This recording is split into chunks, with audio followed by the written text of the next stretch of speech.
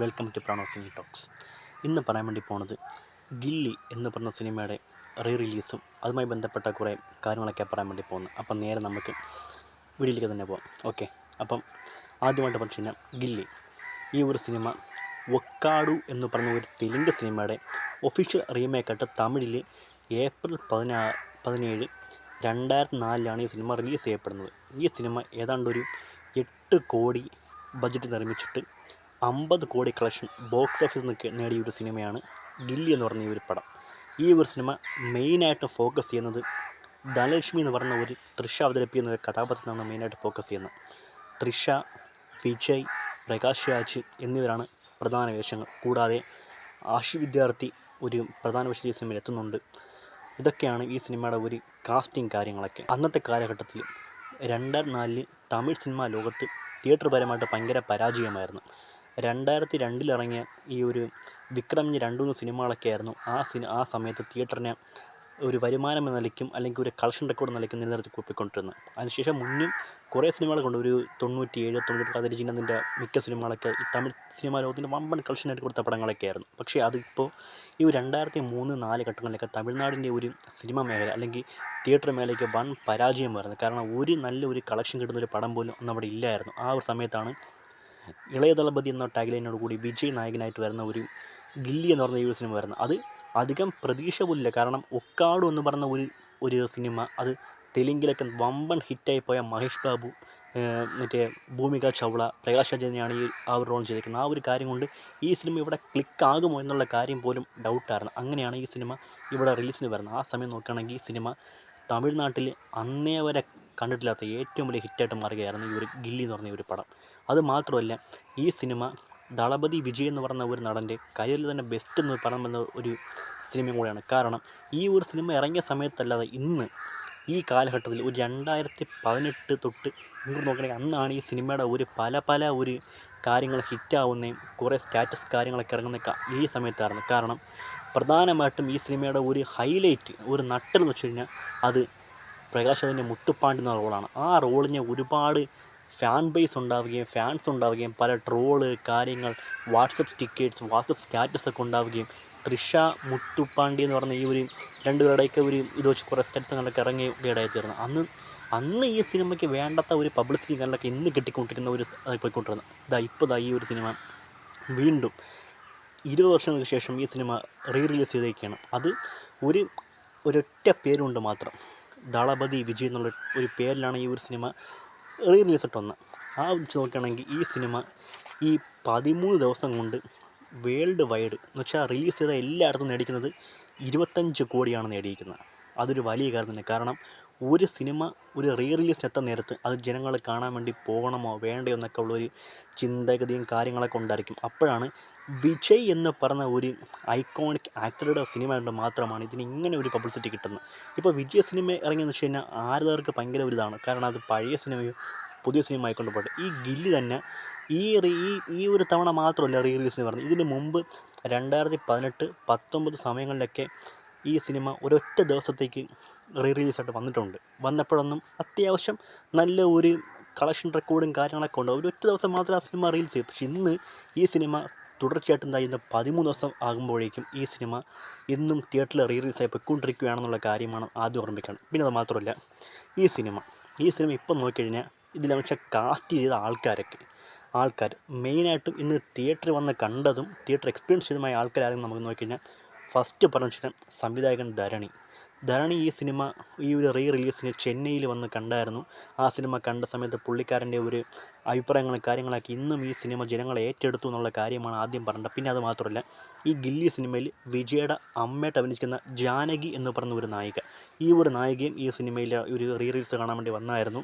അവരുടെ ഒരു വമ്പൻ തിയേറ്റർ സെലിബ്രേഷനൊക്കെയാണ് അവർ ആ തിയേറ്ററിൽ കാണിച്ചത്. കാരണം അവരുടെ ഒരു ക്യാരക്ടർ അങ്ങനെയാണ്. അവർ ഭയങ്കര ഒരു ചില്ലിങ് ക്യാരക്ടറാണ്. അത് വിജയുടെ അമ്മയുടെ റോൾ ചെയ്ത് ഇവരുടെ ഈ ഒരു മാനേഴ്സ് നമുക്ക് ആ സിനിമയിൽ കാണാൻ വേണ്ടി പറ്റില്ല. അമ്മ മകൻ കോമ്പ് വരാൻ നേരത്തൊക്കെ സത്യം പറഞ്ഞാൽ ഭയങ്കരമായൊരിതാണ്. പിന്നെ മെയിനായിട്ട് പ്രകാശ് രാജ് പറയുന്നു, ഇന്നും ഈ ഒരു സിനിമ ഏറ്റ പ്രേക്ഷകർക്ക് ഒരുപാട് നന്ദിയുണ്ട്, കാര്യങ്ങളുണ്ട്. കാരണം മുത്തുപ്പാണ്ടി എന്ന് പറഞ്ഞ ഒരു ക്യാരക്ടർ കിട്ടിയ ഒരു എന്ന് വെച്ചാൽ ഒരു വരവേൽപ്പ് ഈ ഒരു സിനിമ കണ്ട സമയത്തുള്ള ഒരു റിയാക്ഷനും കാര്യങ്ങളും എൻജോയ്മെൻറ്റും കാര്യങ്ങളൊക്കെ അദ്ദേഹവും ഈ സിനിമയെ പറ്റി അറിഞ്ഞിരുന്നു എന്നൊക്കെയുള്ള വീഡിയോ ചെയ്തിട്ടുണ്ട്. പിന്നെ ഒരുപാട് സന്തോഷവും കാര്യങ്ങളൊക്കെ അറിയിക്കുന്നുണ്ട്. പിന്നെ മെയിനായിട്ടും ഈ സിനിമയിൽ ഏറ്റവും കൂടുതൽ ഈ ഒരു റിലീസിന് ഏറ്റവും കൂടുതൽ ഒരു ചുക്കാൻ പിടിച്ചില്ലെങ്കിൽ അതിനൊരു പബ്ലിസിറ്റി ആയിക്കൊണ്ടുവന്ന തൃശ്ശയാണ്. കാരണം തൃശ്ശയുടെ ഒരു കരിയർ ബേസ്ഡ് ആയിരുന്നു ഈ ഒരു റോള്, ധനലക്ഷ്മി എന്ന് പറഞ്ഞ ഈ റോള്. കാരണം അത് തൃശ്ശയ്ക്കെന്നല്ല തമിഴ് സിനിമ ഇൻഡസ്ട്രിയിലെ ഒരു നായിക കിട്ടേണ്ട ഏറ്റവും വലിയൊരു റോളാണിത്. കാരണം ഭൂമിക ചൗള ഒക്കാഡു എന്ന് പറഞ്ഞ സിനിമയിൽ ചെയ്തേക്കുന്ന ആ ഒരു റോളും ഇതും കൂടെ വെച്ച് നോക്കുകയാണെങ്കിൽ സത്യം പറഞ്ഞാൽ പെർഫെക്റ്റ് എന്ന് പറയത്ത രീതിക്ക് ഇതാണ്. കാരണം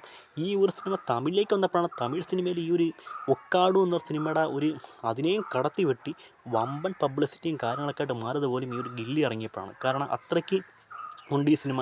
കേരളം, തമിഴ്നാട് എന്നീയിടങ്ങളിലൊക്കെ വമ്പൻ ഹിറ്റാണ്. പിന്നെ സോങ്ങുകൾ, ഈ ഒക്കാഡു എന്ന സിനിമ ഈ സിനിമ ഇറങ്ങിയത് കൂടി ഇതിനെ താഴ്ത്തി കിട്ടിയപ്പോൾ ഈ സിനിമ അങ്ങ് പൊങ്ങിയത്. കാരണം അത്രയ്ക്കായിരുന്നു പെർഫോമൻസ്, വിജയുടെയും കാര്യങ്ങളൊക്കെ. സോങ് ആയിരുന്നു ഏറ്റവും വലിയ ഇതായിട്ട് സോങ്ങാണ്. കാരണം 20 വർഷങ്ങൾ കഴിയും തോറും ഇന്നും പല ആൾക്കാരുടെയും ഫേവററ്റാണ്, വൈബ് സോങ്ങാണ് കൊക്കരക്കൊ എന്ന് പറഞ്ഞ ഇതിലൊരു സോങ്. അത് അപ്പടി പോട്, ഈ ഒരു സോങ്ങൊക്കെ സത്യം പറഞ്ഞാൽ ഇപ്പോഴും ജനങ്ങളുടെ ഒരു വൈബ് അടിപ്പിക്കുന്ന ഒരു പാട്ടാണ്. പിന്നെ ഇൻട്രോ സോങ് സീറി അടിച്ച ഗില്ലി പറക്കുന്നൊരു പാട്ടുണ്ട്. ആ ഒരു പാട്ട് സത്യം പറഞ്ഞാൽ ഇന്നും അതൊരു വൈബാണ്. ഈ ഒരു പാട്ടൊക്കെ തിയേറ്ററിൽ ഭയങ്കര റെസ്പോൺസായിരുന്നു.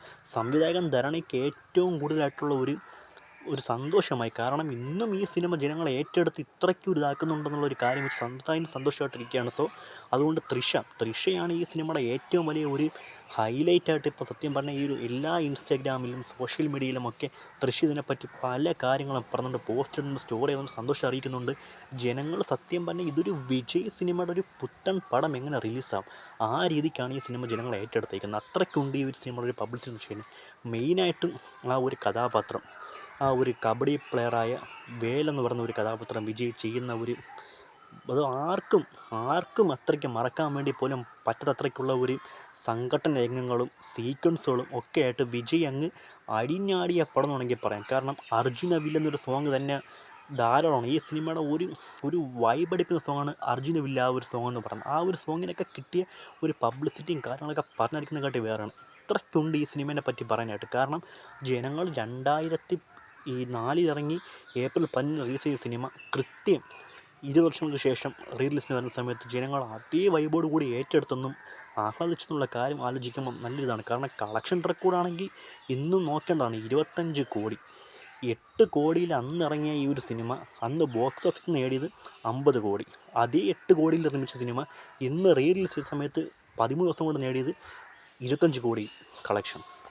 അതാണ് വിജയ് എന്ന് പറഞ്ഞ ഒരു നായകൻ്റെ ബ്രാൻഡ്, അല്ലെങ്കിൽ ആ ഒരു നായകൻ്റെ ഒരു വില എന്താണെന്നും ജനങ്ങൾക്കുള്ള ഇഷ്ടം എന്താണെന്നും അന്നും ഇന്നും മാറിയിരിക്കുന്ന ഒരു ഫാൻ ബേസ് എന്നതിൽ ഏറ്റവും വലിയ തെളിവാണ്. കാരണം ഇതാണ്, ഈ ഗില്ലി ഇനി ഒരു 10 കൊല്ലം കഴിഞ്ഞുകൂടെ റിലീസിനാണെങ്കിൽ ഇനിയും ജനങ്ങൾ ഏറ്റെടുക്കും. ഇനിയും പബ്ലിസിറ്റി കിട്ടും, ഇതിലും വലിയ കളക്ഷൻ കിട്ടാനുള്ള ചാൻസ് കൂടുതലാണ്. ഇതാണ് വിജയ് എന്ന് പറഞ്ഞ ഈ നായകൻ്റെ ഏറ്റവും വലിയ പബ്ലിസിറ്റി, അല്ലെങ്കിൽ ജനങ്ങൾക്കിടയിലുള്ള ഇഷ്ടമെന്ന് പറയുന്നത്. ആ ഇഷ്ടത്തെയാണ് ജനങ്ങളെ കളക്ഷൻ റെക്കോർഡായിട്ട് എല്ലാവരുടെ മുമ്പിൽ ഇങ്ങനെ അവതരിപ്പിച്ചുകൊണ്ടിരിക്കുന്നത്. ഇതാണ് ഗില്ലിയുടെ ഒരു റിലീസായിട്ടുള്ള ബന്ധപ്പെട്ട കാര്യങ്ങൾ. തൃശ്ശയാണ് ഈ സിനിമയിൽ ഏറ്റവും വലിയ ഒരു ഹൈലൈറ്റായിട്ട് പോകണം. കാരണം ധനലക്ഷ്മി എന്ന് പറഞ്ഞൊരു ക്യാരക്ടറും ആ ഒരു ക്യാരക്ടർ സഹിക്കേണ്ടുന്ന കുറച്ച് ഫാമിലി ഇഷ്യൂസും കാര്യങ്ങളൊക്കെ വെച്ചാണ് ഈ സിനിമ പോകണം. കാരണം മുത്തുപ്പാണ്ടി എന്ന് പറഞ്ഞ ഒരു ലോക്കൽ ഗ്യാങ്സ്റ്ററിൻ്റെ ഇതാണെങ്കിൽ ഈ ധനലക്ഷ്മിയാണെങ്കിൽ കല്യാണം കഴിക്കാൻ താല്പര്യമുണ്ട്. കാരണം അദ്ദേഹം അവിടെ നമ്മൾ സത്യം പറഞ്ഞാൽ ഈ ചില ട്രോളുകളും കാര്യങ്ങളൊക്കെ പുറത്ത് വന്ന സമയത്താണ് നമുക്കൊരു കാര്യം മനസ്സിലായത്. അതായത് വേറൊന്നുമില്ല, ഈ ഒരു സിനിമയിൽ ഈ ഒരു മുത്തുപ്പാണ്ടി എന്ന് പറഞ്ഞ ഒരു കഥാപാത്രം ഇത്രയാണ് ഈ ധന എന്ന് പറഞ്ഞ ഈ ഒരു കഥാപാത്രം സ്നേഹിക്കുന്നത്. കാരണം എത്രയാണ്, പക്ഷേ അതൊരു കെയറിങ് ആവുമെന്ന് വെച്ചാൽ നമുക്കത് അറിയത്തില്ല. കാരണം പുള്ളിക്കാരൻ ഈ ഒരു ക്യാരക്ടറിനെ ഭയങ്കര ഇഷ്ടമാണ്. ആ ഒരു കാര്യം വെച്ച് ഒരുപാട് സിനിമകൾ ഇറങ്ങുന്നുണ്ട്. അപ്പം ഒരു പക്ഷേ നമുക്ക് രണ്ട് രീതിക്ക് ചിന്തിക്കാം. കാരണം ഈ ധനലക്ഷ്മി എന്ന് പറഞ്ഞ ഈ ഒരു കഥാപാത്രം മുത്തുപ്പാണ്ടിയുടെ പ്രണയം അക്സെപ്റ്റ് ചെയ്യുകയാണെന്നെങ്കിൽ ചിലപ്പോൾ മഹാലക്ഷ്മിക്ക് ജീവിക്കാം, അല്ലെങ്കിൽ വെറുതെ ഒരു വേലക്കാരിയാണ് ജീവിക്കാം. പക്ഷേ ഒരിക്കലും അങ്ങനെ വരുമെന്നുള്ള കാര്യം നമുക്ക് ഉറപ്പില്ല. കാരണം സ്ക്രിപ്റ്റ് ബേസ്ഡ് അല്ലെങ്കിൽ അതൊക്കെ വിട്ട് നമ്മൾ ഈ സിനിമയിൽ മാത്രം മുത്തുപ്പാണ്ടിക്ക് എത്രയാണ് ഈ ഒരു ധനലക്ഷ്മിയോടുള്ള പ്രേമം എന്ന് നോക്കിക്കഴിഞ്ഞാൽ അത്രയ്ക്കുണ്ട് ഈ ഒരു കാര്യം. കാരണം നോക്കിക്കഴിഞ്ഞാൽ ചിലപ്പോൾ മഹാലക്ഷ്മികളെ ജീവിക്കേണ്ട, പക്ഷേ ആ ഒരു കാര്യം മനസ്സിലാക്കാതെ ഇദ്ദേഹത്തിൻ്റെ സഹോദരന്മാരെ കൊന്നെന്നുള്ള കാര്യങ്ങളെ കൊണ്ട് നാടുവിട്ടൊക്കെ പോയി അങ്ങനെയാണ് ഈ ധനലക്ഷ്മി ഒരു വേലുവിൻ്റെ കയ്യിലെത്തിപ്പെടുന്നത്. അങ്ങനെയാണ് ഈ ഒരു കഥ മുന്നോട്ട് പോകണേ. അവളുടെ അവിടെ ഒരു എന്താണ് ഒരു സഹായകൻ, ഒരു രക്ഷകനായിട്ട് വിജയൻ മാറുകയാണ്. പിന്നെ ഒരു കാര്യം, ഈ രക്ഷകൻ എന്നൊക്കെ പറഞ്ഞ് വിജയനെ കളിയാക്കുന്ന കുറച്ച് ആൾക്കാരൊക്കെ ഉണ്ട്. പക്ഷേ ആ രക്ഷകൻ ചെയ്യുന്ന ഒരു വൈബ് നിങ്ങൾ ഒരിക്കലും കാണുന്നില്ല. കാരണം അത്രയ്ക്കുണ്ട് ആ ഒരു, നമുക്കിപ്പോൾ വിജയ സിനിമയിലൊക്കെ മിക്ക രക്ഷകനാണ്, പക്ഷേ ആ രക്ഷകൻ കൊടുക്കുന്ന ഒരു വൈബ് എന്ന് വെച്ച് കഴിഞ്ഞാൽ അത് വേറെ ലെവലാണ്. ദളപതി സ്ക്രീനിൽ അവതരിപ്പിക്കുമ്പോൾ ആ മാസ് എലമെൻറ്റ് ഫൈറ്റൊക്കെ വേറെ ലെവലാണ്. അങ്ങനെ ധനലക്ഷ്മിയുടെ ഒരു രക്ഷകനായിട്ട് മാറുകയാണ് അവിടെ വേലു ഇവിടെ.